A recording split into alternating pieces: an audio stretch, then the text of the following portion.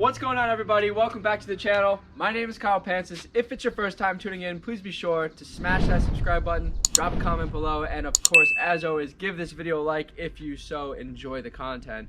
In today's video, we are going to be comparing this 2008 Saab 9.5 versus this 2004 Saab 9.5. And I'm going to be very biased in this video, and I'm just going to be straight up on that right now before we hop into it. But at the end of the day, I still like both of these cars. Would I purchase both of these cars and drive both of these cars? Obviously the answer is yes. I do enjoy both of these cars for what it's worth. Equally the same, but in this video I'm going to be comparing the two, and then of course explaining which one my favorite is, and of course that's where the bias will come in, and it's going to be pretty clear. But in today's video we're going to go inside both of these cars, really talk about the differences from a surface level, from a materials level, from an engineering level, from a common sense level, from a WTF level, and that's what this video is really going to be about. So let's hop into it. We'll start off with the 2008 and then go into the 2004 on every single one of the circumstances here, because that's the way we're going to run it. First with this, then with that, and at the end I'll explain which one I like better. But I probably won't even have to wait that long. You'll figure that out pretty quickly. Let's get into it.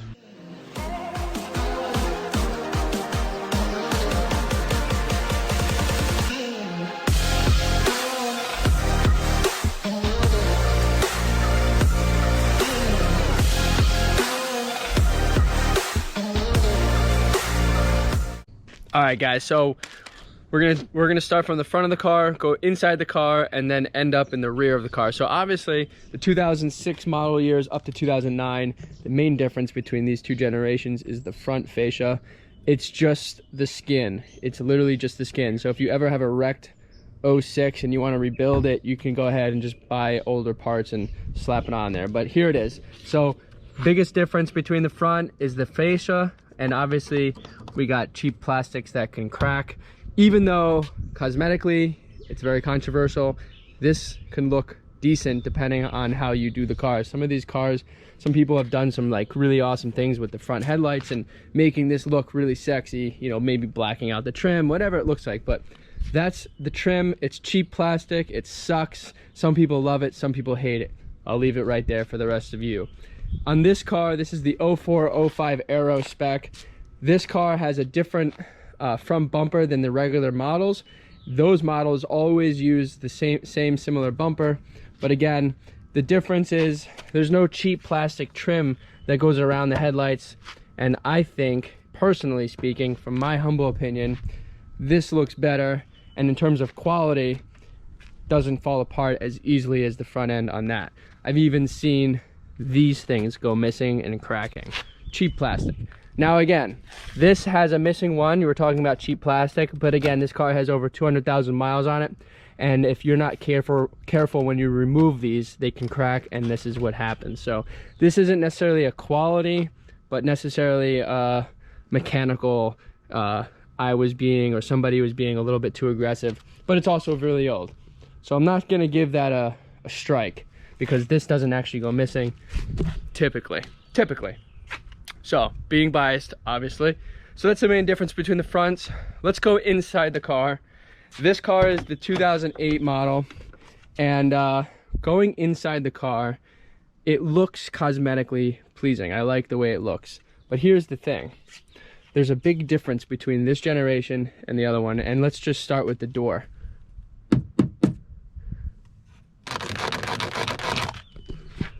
(2004), older generation.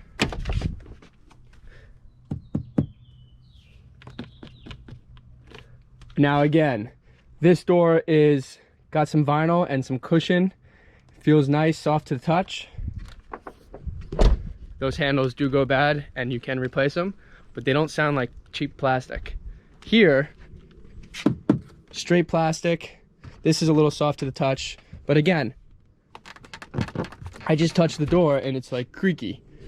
Pretty crappy, not gonna lie. But cosmetically, it looks pretty sexy. I like the trim. I like the way it accents. Some of these have like white leather, depending on the spec. Kind of cool. Let's go inside the car now. Seats. This seat is really comfortable.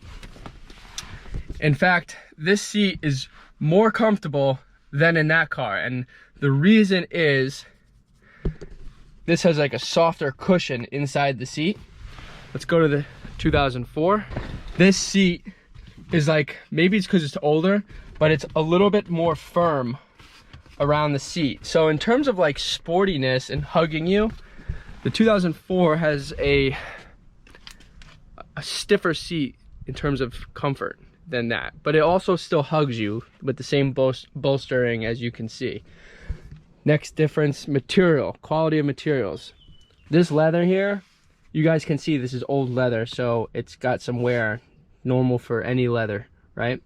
But it's not peeling. It's not doing any such of those things. On the 2006 years and newer, GM used a different leather material, and it's a little bit more plastic. And if you guys can see, this seat is already wearing at 100,000 miles quite a bit.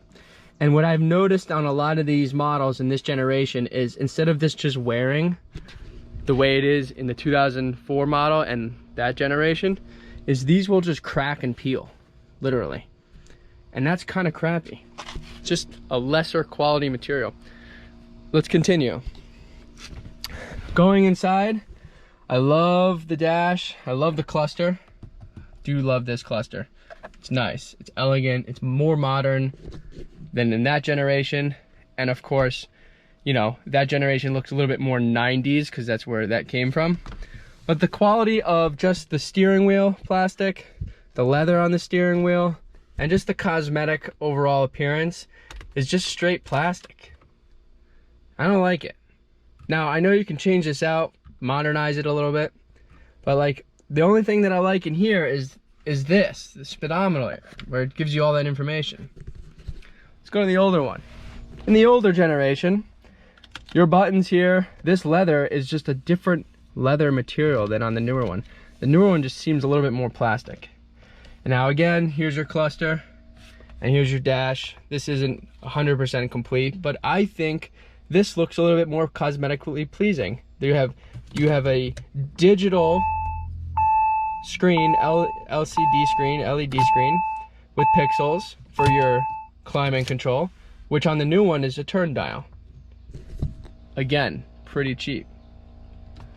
Moving forward, one last thing on the newer generation that I've found on a couple instances and heard about it on a couple instances is that nice cluster in the center fails.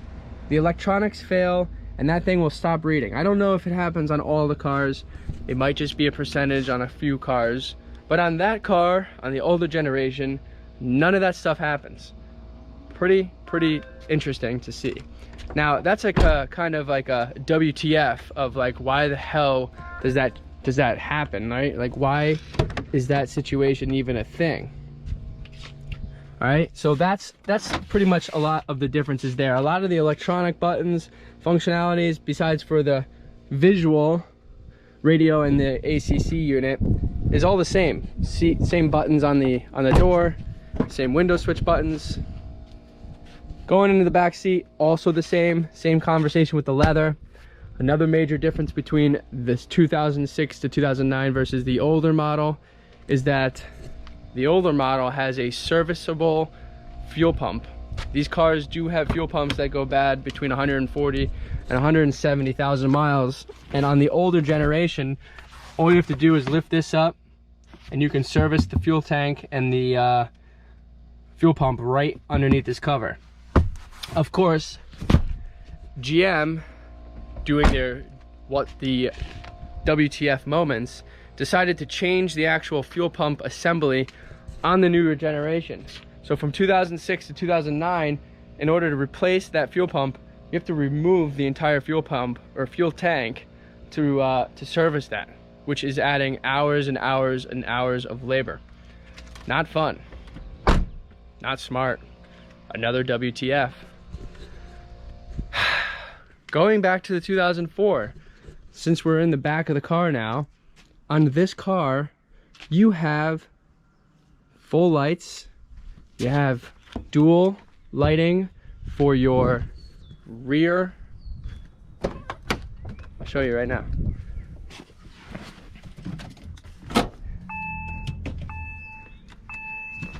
Hopefully all the bulbs are working. Actually, I think they are. But on the rear here, you have 2 reverse lights. All right. Pretty cool. All right, guys, on this generation here, big WTF. This is Saab, this is GM, just completely losing traction and a hold of themselves. This is your rear fog light, which we have on that one, but you only have 1 reverse light. WTF. WTF. What are they doing? What were they thinking? Just skimping away just to pass code. No car does that unless it's like a sports car where they have like 1 single light, but pretty cheap, pretty cheap.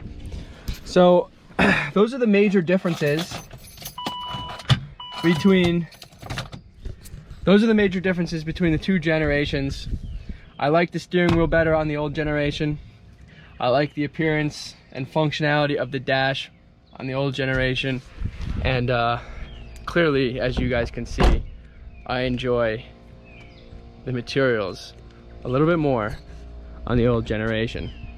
Those are my thoughts, but those are the major differences between this generation from 98 to 2005 and this generation. Do I like the way this looks cosmetically? Yes.